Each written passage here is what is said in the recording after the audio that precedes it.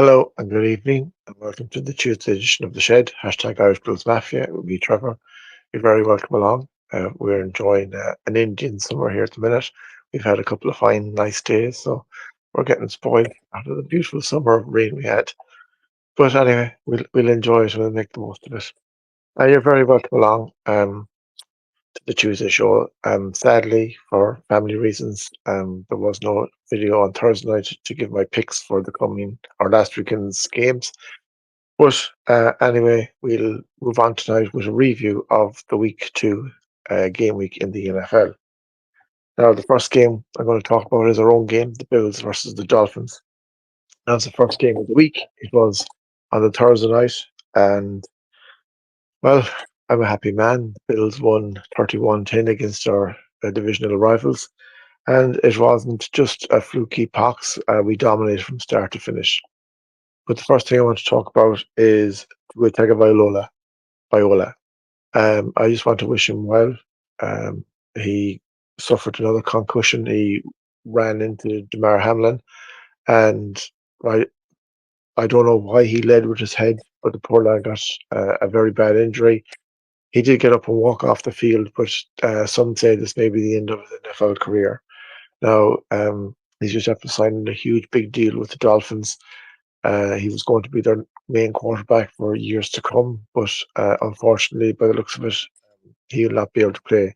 This is his third serious concussion in a couple of years, and I just wish him well. I hope he can work it out. I did see rumors today that the NFL and the Miami Dolphins would like him to retire, but at the end of the day, it'll come down to himself whether he wants to do it or not. On the Bills side, it was a very dominant uh, game from both offense and defense. Um, Tua was picked off three times, with a pick six as one of them. Christian Binford had one, and Demarcus Ingram had two. And other than that, he was sacked another two times. Von Miller and Ed Oliver got a sack each, and the Bills dominated the defense. It was from the second half against the Cardinals and last weekend's game, they have been very dominant in what they've done. Like they only conceded 10 points to the Miami Dolphins, and before the game, every team was saying, "Oh, the Dolphins are going to win. It's Dolphins time now. Bills are over. They're rebuilding. They're going to step back." And like I always say, we have Josh Allen, and Josh Allen on the other side of the ball makes things work. And he had a quiet game by his standards, but a very effective game. He threw for 139 yards. He had one touchdown, no interception. He did have a fumble, but it didn't cost us. So these things happen, and most times fumbles from quarterbacks are when your offensive line lets players through. But they happen. But our player of the game, or my player of the game, in my eyes, was James Cook, the running back. He rushed for 78 yards out of 11 attempts. He had three touchdowns, two rushing and one catching, receiving, which he also had receiving for 17 yards. Another impressive player for me was Kahil Shakir. He had five attempts and five receptions for 54 yards, an average of 10 yards, 10.8 yards per reception. And then another guy that really impressed was Dalton Kincaid. Again, he had 4 from 4 for 33 yards. So, like, um, they're spreading it around and they're not just dependent on Josh Allen. It was a team effort this week. Um, as I said, Christian Brentford and Demarcus Ingram, they got their interceptions. Von Miller, it's nice to see him back playing and getting back to the old Von. He had a sack, as it did Ed Oliver. Ed Oliver is a player that I think a lot of. He's a big, strong man, and when he gets after you, you're in the way. Willie. Um, so overall, I am very happy with the Bills win. We're 2-0, so we've had two victory Mondays so far, and we're going into the Jaguars game. So there's a nice break between last Thursday night and this coming Monday night. So any players that have niggles, it gives them time to heal up and get better. And it also helps us improve things as well as we go along, whatever little fixes we need to do. But in fairness, Joe Brady is doing a great job in the offense. And like our defense too is really standing up to the game. Bobby Babbitt's first year in charge, and he is, as in the first half against the Cardinals, we were poor, but the second half they tweaked things, and again the last night against the Dolphins, and they were very good. And we see what the Cardinals did to the Rams at the weekend. It shows how much of an improvement they did do from halftime in that second half of that game. So now we go into the other games that happened. So just for the crack, as I said, I have a competition running. I did pick the Bills to win that game. It was a good start to the weekend. The rest of the weekend, though, was a hit and miss. There was a lot of surprises we're going to go through here now in a few minutes. First game I'm going to talk about is the Las Vegas Raiders at the Baltimore Ravens. Now, on paper, the Ravens should have won this by 10 plus points, maybe more. Um, they're the AFC runners up last year. They're the team that people think that will challenge Kansas City in the AFC to take their throne away from them. They might, but right now they're 0 wins and 2 losses, and they lost 26-23 and deservedly lost. They were 10 points up in the fourth quarter, and Gardner Minshew and Devontae Adams and Max Crosby on the defensive side just pour into them. And to be honest, it made Baltimore look very ordinary, and they have a very big game coming up this week against the Dallas Cowboys, another team that's in peril at the minute as well. So, fair play to the Raiders. I wouldn't have put any money on this, not a bet man on it, but if I was, not in a million years. But went in there into Baltimore and they got the win. And no, I didn't pick them. I had picked the Ravens. So that was an X. Our next game I'm going to look at is the Los Angeles Chargers at the Carolina Panthers. So I picked the Chargers, and the Chargers won 26-3, and it was straightforward. And Jim Harbaugh and his Justin Herbert and co are looking good. On the other side, the Carolina Panthers, they'll be selling tickets for $1 again soon if they keep going the way they are. And they have spent money. Now, what has happened this week is Bryce Young has just come out, I think yesterday evening slash this morning, that he's been benched and Andy Dalton's going to take over a quarterback. Now, there's a lot of people, you know, talking about this in social media and on chat programs and stuff. And to be honest, I part of me does feel sorry for Bryce Young, because he went to a franchise or team that were the worst. They had the number one pick, or they got the number one pick. The pick chose him. At the time, I remember at the draft, it was him or CJ Stroud was the top two to go, and they were wondering why they didn't pick CJ Stroud. And it was because of David Tepper's involvement. He wanted Bryce Young. And as it turned out, that head coach went. Another head coach came in, they went, and they're on the third head coach now at the minute. So, like, Dave Canales has just in the job, and now he's taken out the number one draft pick. And from what I hear, that he will not get back in Carolina again. Now, he's not tall. He's 5'9", which is the same height as myself, but in NFL terms, that's tiny. And that was discussed when at the draft. But the Carolina Panthers went ahead with him. They chose him. He had the numbers and he had the proof that he was good enough. But when you're on your third head coach inside a year, you don't have a lot of stability. And NFL is different to soccer or Gaelic or other sports where you go out and you have only a few ways you can play things. There's different playbooks for different coaches and different runs and blocks and so on. And if you're on your third head coach, then your head is all over the place. I do feel sorry for him, as I say. I wish him well. I don't know where he'll end up because I don't think there'll be many teams, even though he is the number one pick, queuing up for a 5'9" quarterback who hasn't proven himself and has only deteriorated since he went into the NFL. I feel sorry that he did end up going to Carolina, that he didn't go to a team like San Francisco. There's no chance of them ever getting him, but in that draft. But if he did, he would have sat there, he would have learned, and then he would have come in when they needed him. And maybe that will happen down the road. But for the Carolina Panthers, at the minute, they're the team everyone wants to play because you're getting hiding to nothing. The next game then was another surprise. The New Orleans Saints at the Dallas Cowboys. Now the Dallas Cowboys blew out the Cleveland Browns the Sunday before, and everyone was on the Dallas wave. I was kind of getting on it myself, but New Orleans went in there, Derek Carr, Chris Olave, Kamara, and they just destroyed Dallas, destroyed them with the run game, and they won 44-19. It wasn't Dak Prescott's fault this time. There was nothing he could do. It was the other side of the ball. Every time New Orleans were on the field, I think bar one set of plays, they scored, and the Dallas Cowboys defense couldn't do anything. And it is an issue because Jerry Jones wants a Super Bowl, and as of now, he's a long way away from it. Our next game then was the Tampa Bay Buccaneers at the Detroit Lions. Now, um, Aiden Hutchinson had, I think it was 4.5 sacks by the end of the game. Had five, but they took half off him because two guys went in together to sack on Baker Mayfield. And if you heard that stat, you would say, oh, the Lions won. They didn't.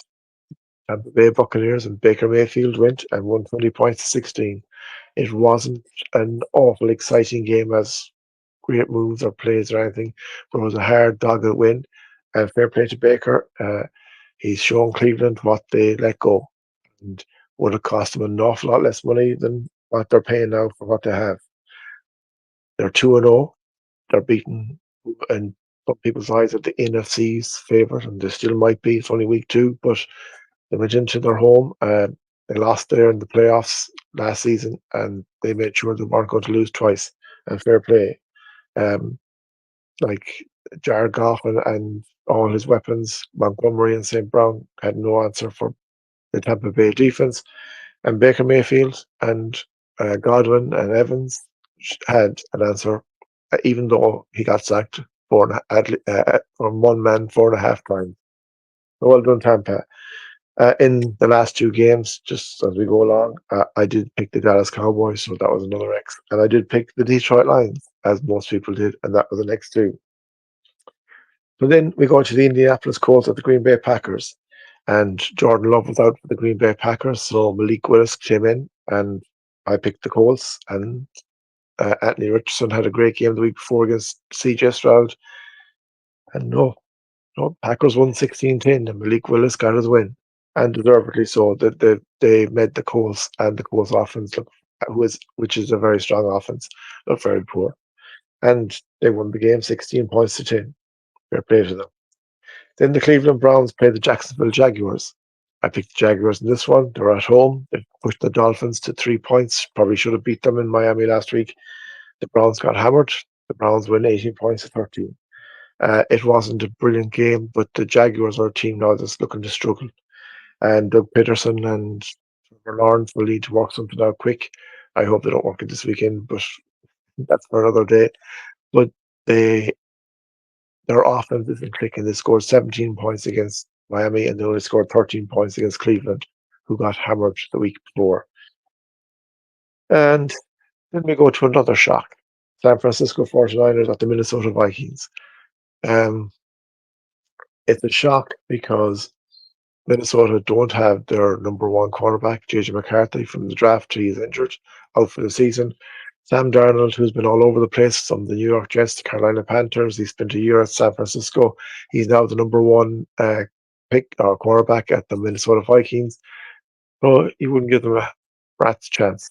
And they went and deservedly won 23 points to 17. Himself and Justin Jefferson connected for a 97-yard touchdown, which was, I have to say, an awesome pass, an awesome catch, and an awesome finish. Now, the only thing that's out of that game on the Minnesota side was Justin Jefferson went off injured, but they do reckon it's day to day, and he should be able to play this weekend. On the San Francisco side, there was no Christian McCaffrey. Now, they didn't have him the week before against the Jets, and there was no problem, but there was a problem last weekend because Minnesota shut them up. Um, he's out on injured reserve, so he's going to be out for at least another two games, and hopefully he'll be back after that because they do need him. But Debo Samuel got injured as well, and they're unsure whether it's a week or two he's going to be out. But like they're two big losses in the offense, and Uh, to be fair, Brock Purdy, I love him. He's a great quarterback. It was one of his poor games last weekend. He didn't, you know, put the world alight with his badness or anything, but for his level, he didn't get close to it. But take nothing away from Minnesota. Fair play there, 2-0, and San Francisco 1-1. And I picked the 49ers.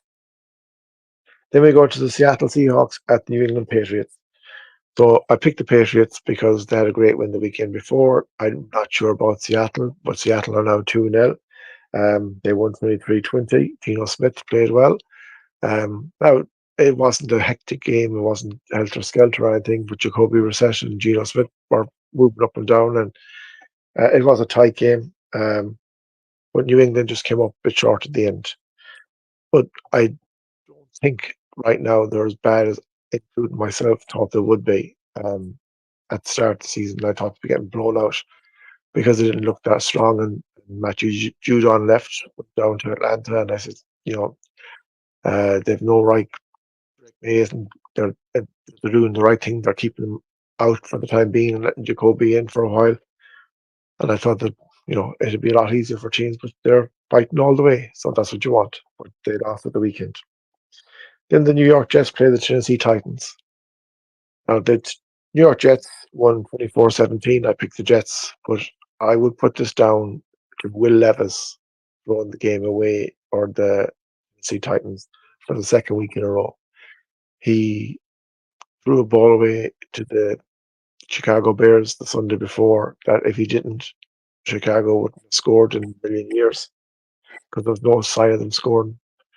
Um, he The Titans were all over the Jets. They were bossing it. He threw another ball away, fumble. Jets get it, go down, score. Jets take over, and the Jets won. Aaron Rodgers didn't do anything too exciting. Um, his running backs did the business for him, or the touchdowns. Oh, he did pass one, but um, if Tennessee and Will Levis didn't do stupid things, they'd be 2-0 instead of 0-2. But he learned. He's young. You hope. Um, he'll get a bit longer than Bryce Young will. So then we go to the Giants and the Washington Commanders. I picked the Commanders because I think Brian Dable is in trouble, and the Commanders won 21-18. Um, Brian Dable is in trouble. I think he could be the first head coach to go. I don't wish it on anyone, but the way they're playing at the minute, he, I, he has players there I don't think he wants, but has been put there for him. So he has to make the most of them. Now, Malik Neighbours did play well, and Daniel Jones didn't have his worst game, but they're toothless going forward. Now, the Commanders won with Jaden Daniels, didn't set the world alight either, but they did get the win. So at the end of the day, they're happier. And I picked the Commanders in this one. The next one was the Rams at the Cardinals. Now, happily, I picked the Cardinals from what I've seen the weekend before against the Bills. Well, the Cardinals absolutely blew the Rams out of the water. Now, I will say the Rams were without Puka Nakua, and they did lose Cooper Cup, their two number one wide receivers. But I've been critical of Kyler Murray. Sometimes you have to eat humble pie, and last weekend he made me eat humble pie because himself and Marvin Harrison Jr., the rookie, they set the world on fire, and they were awesome. And 10 out of 10. And I hope Kyler Murray keeps this up because when he plays like that, he is super exciting. And well done, the Cardinals, for a team that were the hockey boys for the last couple of years. They've put in a very, very good half against the Bills. Um, they just weren't strong enough to finish it, but they battered, absolutely battered a team that's tipped to get to the NFC Championship game in the Rams and won 41-10. Then we had the Pittsburgh Steelers at the Denver Broncos. I picked the Steelers in this, and the Steelers won 13 points to 6. All I'm going to say that the Yawn Fest, but Justin Fields is 2-0 the well done Steelers. Bonix is 0-2. He's going to have to learn uh, how to push his team forward, but again, he's a rookie, so he's new in the job. Give him time. Then probably one of the games of the weekend was the Cincinnati Bengals at the Kansas City Chiefs. Um, Chiefs won 26-25. I did pick the Chiefs, but the Bengals were a referee's decision away from causing a huge upset. Now, people have proven, and the referee was right with his flag, that the guy hit the wide receiver before the ball was there. So you can't argue with that particular play, but Joe Burrow did uh, look better this week. Jamar Chase looked better this week. So things look up for the Bengals, even though they lost and they're 0-2. The Kansas City Chiefs didn't set the world alight. Pacheco, though, is out. He's a broken, or I know it's a cracked or broken bone in his foot or ankle, but he's going to be out for the next 6 to 8 weeks. So he's a big loss in their running game. Their wide receivers weren't as effective as they were the first weekend, but they still got the win. So the Chiefs are 2-0, and Mahomes, Kelsey, and Andy Reid is happy. Then Sunday night's game was the Chicago Bears at the Houston Texans. I picked the Texans in this, and the Texans won 19-13. It wasn't a very exciting game. Defenses were kind of on top both sides, but CJ Stroud knows how to get the job done, and he got the win. Whereas Caleb Williams is a guy that could become the next Bryce Young if he's not looked after, and nobody wants to see that. Um, he's needs some guidance, and I don't know if they have the coaching staff there that can give him the correct guidance, to let him learn what to do and how to do it. He just there was good moments, but there was an awful lot of bad moments, and also the abuse he got by getting hit with the amount of times he was hit. I know that's not on him, but if the offensive line don't protect him, then they won't have a quarterback for long either. They'll be looking for somewhere else. And then the last game was Monday night's game, was the Philadelphia Eagles hosting the Atlanta Falcons. Now the Eagles came off a great win down in Brazil, but they beat a very good Packers. And Falcons, well, they stunk at home against the Steelers in week one. So I picked the Eagles, and the Eagles lost 22-21.